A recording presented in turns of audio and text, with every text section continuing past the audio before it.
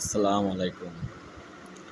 ভাই, আমি এক বিষয়ে কথা বলতে চাচ্ছি। সেটা হলো, আমি এই শুক্রবারে এক মসজিদে নামাজ পড়তে ঢুকলাম। ঢোকার পরে খুতবা দেওয়ার আগেই ইমাম সাহেব বলতেছে, এই মসজিদে কারেন্ট বিল মাসে ৩০,০০০ টাকা আসে। একটা মসজিদে যদি কারেন্ট বিল ৩০,০০০ টাকা আসে, তাহলে মসজিদটা কয় টাকা আয় আছে? এখানে দেখা যায় মুয়াজ্জিমের বেতন আছে, ইমাম সাহেবের বেতন আছে, বড় হুজুরের বেতন আছে।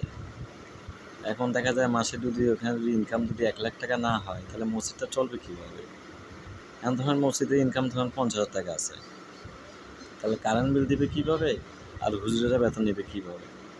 আমরা তো আসলে কেউ ভাবি না যে একটা হুজুরে আসলে কয় টাকা বেতন পায়, কীভাবে চলে বা কী করে, এটা কখনো আমরা ভাবি না।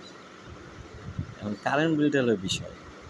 এখন কারেন্ট বিলটা যদি কোনো ক্ষেত্রে যদি এটা সরকারি করা যেত, প্রতিটা মসজিদের কারেন্ট বিল যদি সরকারি করা যেত, তাহলে মসজিদগুলো এখন খুব সুন্দরভাবে চলে। মসজিদটা আল্লাহর রহমতে, আল্লাহর ঘর খুব সুন্দরভাবে চলে। আপনি একটু খেয়াল করে দেখেন, আমাদের দেশে এখন অ্যাভেলেবেল অটোরিক্সা চলে, সেই অটোরিক্সাগুলো কী করে? কারেন্ট বিল খাইতেছে, কারেন্ট চার্জ খাইতেছে।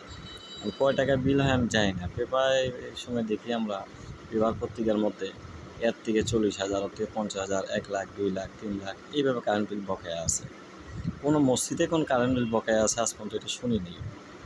এটা কারেন্ট বিল যদি এখানে মসজিদ কমিটি দিয়ে দেয়, দেখা যায় ওই মাসে হুজুরের বেতন পায় না। আর তাদেরও তো একটা সংসার আছে, তারা কীভাবে চলবে?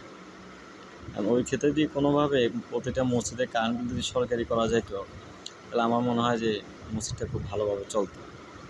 হয়তো বা পুরো সরকারি না করতে পারলেও যা বিল আছে, ধরুন ৩০,০০০ টাকা বিল আসলো, যদি ১৫,০০০ টাকা মাফ করে দিত আর ১৫ টাকা মসজিদ কমিটি বিল দিত, তাহলে মনে হয় জিনিসটা খুব ভালো চলতো।